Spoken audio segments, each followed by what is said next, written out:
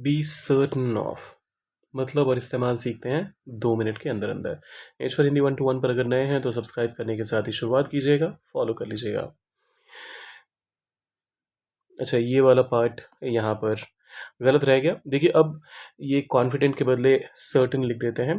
तो जब आप कहते हैं certain of something, CERTAIN, certain of something, तो इसका मतलब होता है किसी चीज़ के बारे में एकदम तय होना, या फिर कोई भी चीज़ होगी ही, ये जब निश्चित होता है तो उस केस में आप सर्टन ऑफ का इस्तेमाल करते हैं। इसको करिए इग्नोर और करते हैं शुरुआत। She is certain of a decision. अब वो अपने फैसले को लेकर एकदम से निश्चित है, वो उसने तय कर लिया है कि जो भी फैसला है वो उसके साथ ही आगे बढ़ेगी। He is certain of success.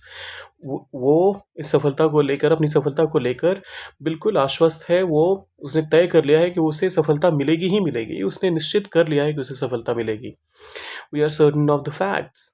हम इन फैक्ट्स को लेकर, हम इन तथ्यों को लेकर निश्चित हैं कि ये बिल्कुल सही बात है, इनमें कोई गड़बड़ नहीं की गई है। दे सीम सर्टन ऑफ विक्ट्री।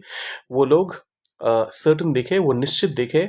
उन्हें मतलब उनको देखकर ऐसा लगा कि उनकी जीत तय है। I am not certain of the outcome. मैं कंफर्म होकर नहीं कह सकता हूँ, मैं सर्टन होकर नहीं कह सकता हूँ, श्योर होकर नहीं कह सकता हूँ कि आउटकम क्या होगा, रिजल्ट्स क्या होंगे। इसके बारे में मैं अभी कुछ नहीं कह सकता, ये तय नहीं है। अब आपकी बारी। एक एग्जाम्पल सेंटेंस आप डालिए कमेंट सेक्शन में, बाकी लाइक शेयर और सब्सक्राइब करके जाइएगा। मिलते हैं जल्दी।